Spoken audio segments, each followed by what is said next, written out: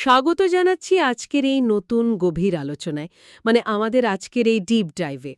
আজকে আমরা এমন একটা সোর্স মেটেরিয়াল নিয়ে কথা বলবো যা যা আসলে শতাব্দীর পর শতাব্দী ধরে বহু দার্শনিক আর আধ্যাত্মিক চিন্তাবিদদের ভাবিয়ে তুলেছে। একদম আজকের এই পাঠটির নাম হল দ্য 4 পিলার্স অফ ডিভাইন সার্ভিসিউড, বাংলায় যাকে বলা যায় ঐশ্বরিক দাসত্বের 4টি মূল ভিত্তি। হ্যাঁ, দাসত্ব শব্দটা শুনলেই তো সাধারণত মনের ভেতর একটা শৃঙ্খল বা পরাধীনতার ছবি ভেসে ওঠে। ঠিক, কিন্তু আজকের আমাদের মিশন হল আরবি পরিভাষায় যাকে উবুবিয়াহ বলা হয়, সেই দাসত্বের একেবারে ভিন্ন একটা মনস্তাত্ত্বিক দিক উন্মোচন করা। কারণ এটা নিছক কোনো তাত্ত্বিক ধারণা নয়। না, একদমই নয়, বরং এটা হল স্রষ্টা, নিজের ভেতরের সত্তা, চারপাশের সমাজ আর এই বস্তুগত পৃথিবীর সাথে মানুষের আচরণ কেমন হওয়া উচিত তার একটা খুব নিখুঁত রূপরেখা। আমরা যদি এটাকে একটু বৃহত্তর প্রেক্ষাপটের সাথে যুক্ত করি, তাহলে দেখব এই রূপরেখাটি আসলে আত্মনিয়ন্ত্রণের একটা চূড়ান্ত পর্যায়। আধুনিক সমাজে তো প্রায় শোনা যায় মানুষ নিজের ভেতরকার শূন্যতা থেকে মুক্তির পথ খুঁজছে। ঠিক। আর এই পাঠটি মূলত দেখায় যে কিভাবে সূক্ষ্ম আধ্যাত্মিক শৃঙ্খলা এবং নিজের লাগামহীন প্রবৃত্তিগুলোকে জয় করার মাধ্যমে একজন মানুষ তার সর্বোচ্চ আত্মিক স্তরে পৌঁছাতে পারে। মানে এটা পরাধীনতা নয়, একদমই না, এটা বরং পরম স্বাধীনতার পথে যাত্রার একটা নির্দেশিকা। ঠিক। এই কারণেই পাঠটি এত বেশি কৌতূহল জাগায়। তবে মূল বিশ্লেষণে ঢোকার আগে একটা বিষয় পরিষ্কার করে রাখা ভালো। হ্যাঁ, সেটার প্রয়োজন আছে। যেহেতু আজকের এই সোর্স মেটেরিয়ালটি একটা নির্দিষ্ট ধর্মীয় বা আধ্যাত্মিক প্রেক্ষাপট থেকে এসেছে, তাই আমাদের এই পুরো আলোচনাটি অত্যন্ত নিরপেক্ষ দৃষ্টিকোণ থেকে হবে। অবশ্যই। এর উদ্দেশ্য কোনো বিশেষ মতবাদ প্রচার করা নয় বা কারো পক্ষ নেওয়া নয়, বরং মূল পাঠ্যটিতে মানসিক শৃঙ্খলার যে চমৎকার কৌশলগুলো দেওয়া আছে সেগুলো সবার সামনে হুবহু তুলে ধরাই আজকের লক্ষ্য। আর যে কোনো ধ্রুপদী জ্ঞানী তো তার নিজস্ব প্রেক্ষাপট ছাড়িয়ে বৃহত্তর মানবীয় অভিজ্ঞতার সাথে যুক্ত হতে পারে। ঠিক বলেছেন। এই পাঠের সবচেয়ে আকর্ষণীয় দিক হল এর জ্যামিতিক কাঠামো।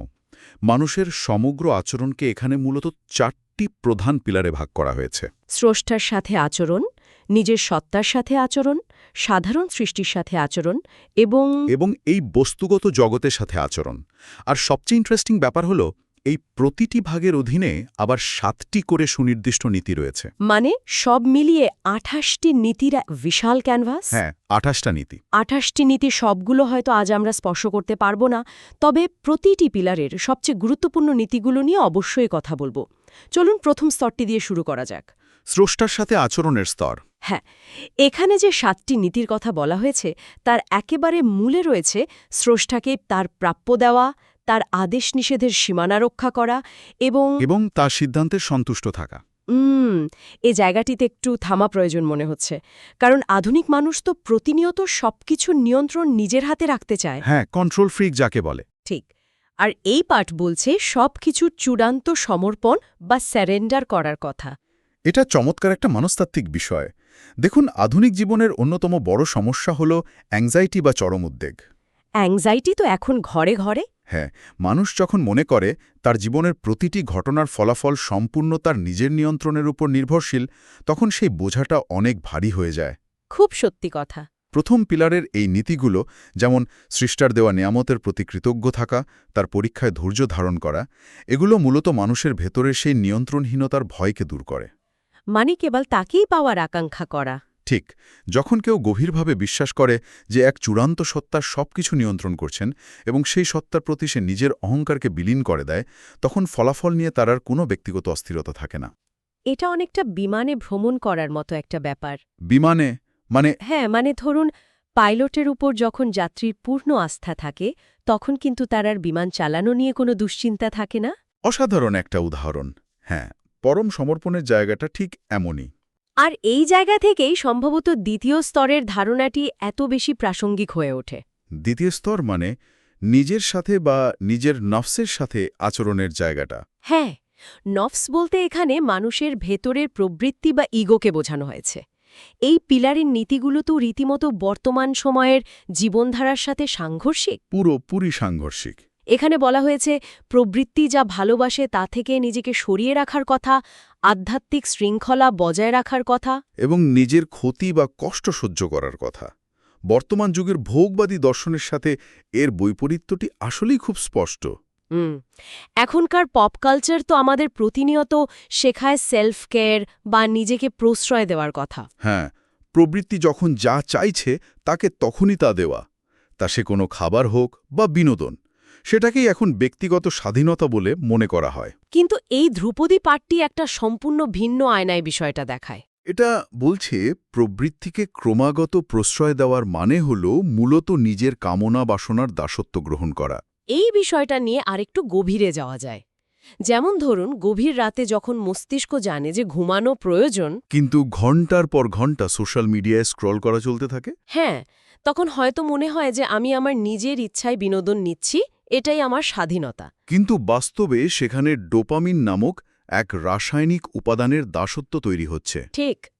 এই দ্বিতীয় পিলারে নফসকে শৃঙ্খলায় আবদ্ধ করার যে কথা বলা হয়েছে, তা মূলত এই অদৃশ্য দাসত্ব থেকেই মুক্তির উপায়। এবং এখানে আরেকটা চমৎকার নীতি রয়েছে, নফসকে দারিদ্র্যের বা ফাকরোর সাথে বেঁধে ফেলা। দারিদ্র্য মানে তো এখানে অর্থনৈতিক দারিদ্র্য নয় নিশ্চয়ই। না না, একদমই না। এর মানে হল নিজের সত্তার ভেতরে সর্বদা এই অনুভূতিটি জাগ্রত রাখা যে আমি স্বয়ং সম্পূর্ণ নই, আমার অহংকার করার কিছু নেই। ও, বুঝতে পেরেছি। যখন কেউ নিজের প্রবৃত্তিকে এই শূন্যতার সাথে বেঁধে ফেলে, তখন তার ভেতর থেকে ইগো মুছে যায়। নিজের ভেতরের এই অন্ধকার দিকগুলোর সাথে প্রতিনিয়ত সংগ্রাম করাকেই আত্মশুদ্ধির মূল চাবিকাঠি হিসেবে দেখানো হয়েছে। নিজের ভেতরের এই কঠোর সংগ্রাম কিন্তু আবার কাউকে সমাজ থেকে বিচ্ছিন্ন করে ফেলে না। আর এখানেই চলে আসে তৃতীয় স্তর, সৃষ্টির সাথে বা মানুষের সাথে আচরণ। অনেকেই ভাবেন আধ্যাত্মিকতা মানে হলো সবকিছু ছেড়ে ছুড়ে দিয়ে কোনো জঙ্গলে গিয়ে একা বসে থাকা। হ্যাঁ, একটা আইসোলেটেড জীবন। কিন্তু এই পাঠ সেই ধারণাকে পুরোপুরি ভেঙে দেয়। তৃতীয় পিলারে যে নীতিগুলোর কথা বলা হয়েছে, তার মধ্যে রয়েছে ক্ষমাশীলতা, বিনয়, উদারতা, দয়ামায়া, সৎ উপদেশ, ন্যায় বিচার এবং সাম্যতা। অর্থাৎ একজন মানুষের আধ্যাত্মিকতার আসল পরীক্ষা কোনো নির্জন গুহায় হয় না। না, বরং সমাজের মানুষের সাথে প্রতিদিনের আচরণের মধ্য দিয়ে হয়। এখানে সবচেয়ে চমকপ্রদ বিষয়টি হল আধ্যাত্মিকতার অর্থ কেবল স্রষ্টার সাথে একটা উল্লম্ব বা ভার্টিক্যাল সম্পর্ক তৈরি করা নয়, বরং মানুষের সাথে সম্পর্কটাও জরুরি। ঠিক সমাজের প্রতিটি মানুষের সাথে একটা অনুভূমিক বা হরাইজেন্টাল সম্পর্ক নিখুঁতভাবে বজায় রাখতে হয়। মানে কেউ যদি দাবি করে সে আধ্যাত্মিকভাবে অনেক উন্নত স্তরে পৌঁছেছে, অথচ অধীনস্থ মানুষের প্রতি বিনয়ী নয় বা ন্যায় বিচার করে না, তাহলে এই কাঠামো অনুযায়ী তার সেই আধ্যাত্মিকতার কোনো মূল্যই নেই। সহজ কথায় এটা সামাজিক চুক্তির এক অপূর্ব আধ্যাত্মিক রূপ। রাস্তায় জ্যামের মধ্যে কেউ গাড়ির সামনে চলে এলে রাগ সামলানো, কিংবা নিজের স্বার্থের বিরুদ্ধে গেলেও ন্যায় বিচারের পক্ষে দাঁড়ানো, সেটি হলো এই দাসত্বের বাস্তব প্রয়োগ। এরপর আসে চতুর্থ স্তর, এই পৃথিবীর বা বস্তুগত জগতের সাথে আচরণের নীতি। এখানেও বেশ কিছু ইন্টারেস্টিং কথা বলা হয়েছে। যেমন হাতে যা আছে তা নিয়ে সন্তুষ্ট থাকা, যা অর্জন করা যায় না বা ধরা দেয় না তা পাওয়ার অবিরাম প্রচেষ্টা পরিত্যাগ করা, অতিরিক্ত প্রাচুর্য ঘৃণা করা এবং পৃথিবীর আধিপত্যকে অগ্রাহ্য করা। এটা তো বস্তুবাদ বা ম্যাটেরিয়ালিজমের এক অব্যর্থ প্রতিষেধক মনে হচ্ছে। একেবারে। আমরা এমন এক পৃথিবীতে বাস করি যেখানে সফলতার একমাত্র মাপকাঠি হল সম্পদ বা ক্ষমতা। এ অন্তহীন প্রতিযোগিতায় মানুষ কখনোই থামতে পারে না। সমাজে এক ধরনের চিরস্থায়ী অসন্তোষ বিরাজ করে। এই চতুর্থ পিলারের নীতিগুলো শেখায় যে যা নেই তার জন্য আক্ষেপ না করে যা আছে তাকে অগ্রাধিকার দিতে হবে। মানে পৃথিবীর মোহ থেকে নিজেকে মুক্ত করা। হ্যাঁ, যখন কেউ এই মোহ থেকে মুক্ত হয় তখন পৃথিবীর কোনো প্রলোভনই তাকে আর কিনে নিতে পারে না। এই 4 স্তরের 28টি নীতি বিশ্লেষণ করে মূল পাঠে দারুণ একটা উপসংহার টানা হয়েছে। আউলিয়া হওয়ার বিষয়টা? হ্যাঁ, বলা হয়েছে যখন এই গুণাবলীগুলো অর্থাৎ স্রষ্টার প্রতি সমর্পণ, নিজের নফসের ওপর নিয়ন্ত্রণ, মানুষের প্রতি ন্যায় বিচার আর বস্তুগত মোহের প্রতি নির্লিপ্ততা কোনো ব্যক্তির মাঝে একত্রিত হয়, তখন সে আল্লাহ সুবহানাহু ওয়া তাআলার অত্যন্ত ঘনিষ্ঠ দাস এবং বন্ধুদের একজন হিসেবে পরিগণিত হয়, যাদেরকে আধ্যাত্মিক পরিভাষায় আউলিয়া বলা হয়। এতক্ষণ তো আমরা মূলত কাঠামোগত দিকগুলো নিয়ে আলোচনা করলাম। হ্যাঁ, কিন্তু এই পাঠের আসল গভীরতা লুকিয়ে আছে এর পরবর্তী অংশে। ঠিক যেখানে এই উবুবিয়া বা দাসত্বের পেছনের দর্শন নিয়ে কথা বলা হয়েছে। সেখানে একটা লাইন আছে, দাসত্ব হল এমন একটি সারবস্তু যার অন্তর্নিহিত প্রকৃতি হল প্রভুত্ব বা রুবুবিয়া। এটা অত্যন্ত জটিল আর এক ধরনের প্যারাডক্সিক্যাল ধারণা। আসলেই বেশ গোলমেলে মনে হতে পারে জায়গাটা। দাসত্ব আর প্রভুত্ব তো সম্পূর্ণ বিপরীত দুটি ধারণা। আপাতদৃষ্টিতে তাই মনে হয়। তাহলে একটির ভেতরে আরেকটি প্রকৃতি কিভাবে লুকিয়ে থাকতে পারে, এই ধারণাটিকে আরেকটু সহজ করে কি ব্যাখ্যা করা যায়? অবশ্যই যায়। এটাকে আলো আর ছায়ার একটা আয়নার মতো ভাবা যেতে পারে। আয়না? হ্যাঁ, এখানে দাসত্ব আর প্রভুত্বকে একে অপরের পরিপূরক হিসেবে দেখানো হয়েছে। দাসত্বে যা অনুপস্থিত তা প্রভুত্বে পাওয়া যায়, আবার প্রভুত্বে যা পর্দার আড়ালে থাকে তা দাসত্বে প্রকাশ পায়। মানে? বিষয়টা হলো, স্রষ্টার প্রভুত্ব বা তার ক্ষমতার প্রকাশ ঘটার জন্য এমন একটা পাত্রের প্রয়োজন যা সম্পূর্ণ শূন্য। ও আচ্ছা। একজন দাস যখন তার নিজের সমস্ত অহংকার আর ইচ্ছাকে শূন্য করে ফেলে, তখন সে মূলত একটা নিখুঁত আয়নায় পরিণত হয়। আর সেই শূন্য আয়নাতে স্রষ্টার প্রভুত্ব সবচেয়ে স্পষ্টভাবে প্রতিফলিত হয়। একদম ঠিক ধরেছেন। সত্যি গভীর একটা দর্শন। মানে পাত্রটে যতক্ষণ নিজের আমিত্ব দিয়ে পূর্ণ থাকে ততক্ষণ সেখানে অন্য কিছুর জায়গা হয় না। যখনই পাত্রটি নিজেকে খালি করে, তখনই তা পূর্ণতা পায়। এই বিষয়টিকে আরও পরিষ্কারভাবে বোঝানোর জন্য মূল পাঠে পবিত্র কোরআনের সূরা হামিম আস-সাজদা এর ৫৩ নম্বর আয়াতটির উল্লেখ করা হয়েছে। আয়াতটি অত্যন্ত প্রাসঙ্গিক এখানে। হ্যাঁ, বলা হয়েছে আমরা শীঘ্রই তাদেরকে দেখাব আমাদের নিদর্শন দিগন্তে এবং তাদের সত্তার ভেতরে। তোমার রবের বিষয়ে এটি কি যথেষ্ট নয় যে তিনি সবকিছুর উপরে সাক্ষী? এই আয়াতটি সেই প্রভুত্ব আর দাসত্বের সংযোগস্থলটিকে আরও জোরালো করে দেয়। দিগন্তে বা মহাবিশ্বের বিশালতায় নিদর্শন দেখার বিষয়টি আমরা সবাই কমবেশি বুঝতে পারি। কিন্তু নিজের সত্তার ভেতরে নিদর্শন দেখা? এর অর্থ হল, স্রষ্টা শুধু গ্যালাক্সি বা গ্রহ নক্ষত্রের বিশালতাতেই সীমাবদ্ধ নন, বরং তিনি মানুষের অস্তিত্বের একেবারে গভীরে, তার প্রতিটি শ্বাস-প্রশ্বাসে বিদ্যমান। এখন প্রশ্ন হল, মানুষ কেন এই নৈকট্য সবসময় অনুভব করতে পারে না? সেই উত্তরটিও কিন্তু পাঠটিতে খুব চমৎকারভাবে দেয়া হয়েছে। বলা হয়েছে, এই স্তরের দাসত্ব অর্জনের সবচেয়ে বড় বাধা হল আমাদের জাগতিক আরামায়েশের প্রতি ভালোবাসা। তাহলে এটা অর্জন করার উপায় কি? মূল পথ হিসাবে বলা হয়েছে, নিজের সত্তা বা প্রবৃত্তি যা চায় তা তাকে দিতে অস্বীকার করা। আর যা সে অপছন্দ করে তা তাকে বহন করতে বাধ্য করা। ঠিক। এর চাবিকাঠি হল জাগতিক বিশ্রাম পরিত্যাগ করা, একাকিত্বকে ভালোবাসা, এবং সবচেয়ে গুরুত্বপূর্ণ হল সবসময় এই সত্যটি অন্তরে স্বীকার করা যে মানুষ নিজের অস্তিত্ব টিকিয়ে রাখার জন্য প্রতিটি মুহূর্তে স্রষ্টার মুখাপেক্ষী। এই সম্পূর্ণ নির্ভরশীলতার অনুভূতি থেকেই আধ্যাত্মিক উৎকর্ষের সর্বোচ্চ স্তরটা আসে। এ প্রসঙ্গে মূল পাঠে একটি চমৎকার হাদিসের অন্তর্ভুক্তি রয়েছে। পবিত্র নবীর একটি অত্যন্ত বিখ্যাত উক্তি স্মরণ করিয়ে দেওয়া হয়েছে। হ্যাঁ, যেখানে এহসানের কথা বলা হয়েছে। আল্লাহর ইবাদত করো যেন তুমি তাকে দেখতে পাচ্ছ। এমনকি যদি তুমি তাকে দেখতে না পাও তবে বিশ্বাস রাখো তিনি তোমাকে দেখছেন। অভাবনীয় একটা মনস্তাত্ত্বিক ফ্রেমওয়ার্ক। আধুনিক যুগে আমরা নজরদারির ধারণার সাথে পরিচিত। হ্যাঁ, কেউ নজর রাখছে জানলে তো মানুষের আচরণ এমনিতেই বদলে যায়। কিন্তু এখানে নজরদারির বিষয়টা কোনো শাস্তির ভয়ের জায়গা থেকে নয়, বরং পরম ভালোবাসার জায়গা থেকে বলা হয়েছে। যখন কেউ অনুভব করে যে সে প্রতিনিয়ত এক পরম সত্তার দৃষ্টির সীমানায় রয়েছে, তখন তার কোনো কাজ আর ক্ষতিকর হতে পারে না। একদম তাই। আর এই আত্মিক জাগরণের কথা বলতে গিয়েই মূল পাঠের শেষ অংশে একটা দারুণ ভাষাতাত্ত্বিক রহস্য উন্মোচন করা হয়েছে। হ্যাঁ, আরবি শব্দ আব্দ নিয়ে, যার অর্থ হল দাস। এই শব্দটি তো কোনো দৈবক্রমে তৈরি হয়নি। ভাষাতাত্ত্বিকভাবে এটি ৩টি অক্ষরের সমন্বয়ে গঠিত: আইন, বা এবং দাল। এই অংশটা আমার কাছে ভাষাতত্ত্ব আর আধ্যাত্মিকতার এক অপূর্ব মিলন মনে হয়েছে। অত্যন্ত সূক্ষ্মভাবে এই ৩টি অক্ষরের ব্যবচ্ছেদ করা হয়েছে। হ্যাঁ, প্রথম অক্ষরটি হল আইন।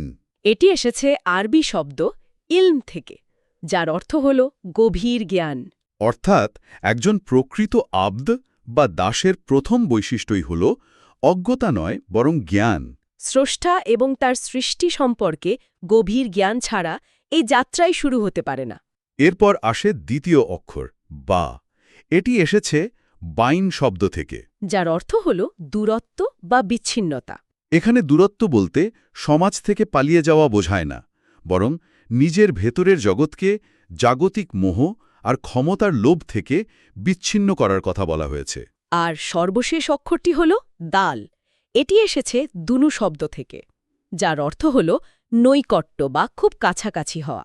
এর মানে হল জ্ঞান অর্জন আর জাগতিক মোহ থেকে বিচ্ছিন্ন হওয়ার পর একজন মানুষ এমন এক স্তরে পৌঁছায় যেখানে কোনো ধরনের পর্দার বাধা ছাড়াই সে স্রষ্টার সরাসরি নৈকট্য লাভ করে। এই তিনটি অক্ষরকে একসাথে মিলিয়ে দেখলে পুরো আধ্যাত্মিক যাত্রার মানচিত্রটা চোখের সামনে পরিষ্কার হয়ে যায়। প্রথমে আইন বা জ্ঞান, তারপর বা জাগতিক মোহ থেকে দূরত্ব এবং সবশেষে দাল বা স্রষ্টার নৈকট্য। এটি এমন একটা চক্র যা মূলত মানব জীবনের আসল উদ্দেশ্যকেই সংজ্ঞায়িত করে। আমরা যদি আজকের এই পুরো আলোচনার একটা সার সংক্ষেপ টানি, তাহলে এটা খুব স্পষ্ট হয়ে ওঠে যে এই ২৮টি নীতির ফ্রেমওয়ার্ক, নফসকে নিয়ন্ত্রণের সংগ্রাম এবং আব্দ শব্দের অন্তর্নিহিত অর্থ সবকিছু মিলিয়ে এটা শুধুমাত্র একটা ধর্মীয় পাঠ নয়, মোটেও না, বরং এটা আত্মশুদ্ধি, মানসিক শৃঙ্খলা এবং এই বিশৃঙ্খল পৃথিবীতে নিজেকে স্থির রাখার এক অসাধারণ মাস্টার ক্লাস। তথ্যের যুগে এটা ভীষণভাবে প্রাসঙ্গিক। চারপাশের সমাজ যখন মানুষকে শুধু আরও বেশি ভোগ করতে উস্কে দিচ্ছে, তখন এই পাঠটি এসে আমাদের সামনে একটা ভিন্ন আয়না তুলে ধরে। এটা শেখায় যে প্রকৃত মানসিক শান্তি কখনোই সবকিছু পাওয়ার মধ্যে নেই, বরং তা নিহিত রয়েছে অল্পে তুষ্টি আর নিজের প্রবৃত্তির দাসত্ব থেকে মুক্ত হওয়ার মাঝে। আজকের এই ডিপ ডাইভ শেষ করার আগে একটা গভীর চিন্তার জায়গা তৈরি করা যেতে পারে। হ্যাঁ, অবশ্যই।